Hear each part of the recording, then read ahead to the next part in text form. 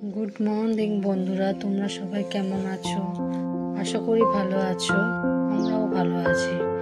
আজ সোমবার, শ্রাবণ মাসের দ্বিতীয় সোমবার। তোমরা কে কে উপোস করো? আমি করি এই 1 মাস সোমবার করে।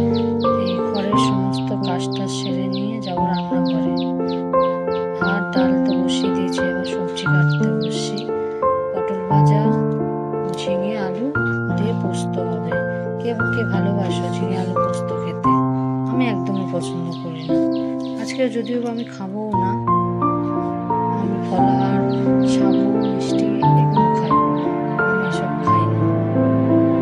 রান্না টান্না করে নিয়ে যাবো স্নানে। স্নান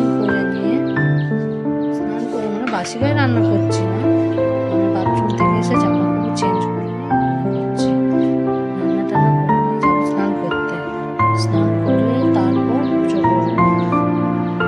পুজোর ব্লগটা পরে দেখে নিও, এর সঙ্গে অ্যাড করলে বিশাল বড় হয়ে যাবে, তোমাদেরও ভালো লাগবে না। আই হোপ তোমাদের ভিডিওটা ভালো লাগলে লাইক করে, শেয়ার করে, সাবস্ক্রাইব করে, ফলো করে পাশে থেকো। বাই।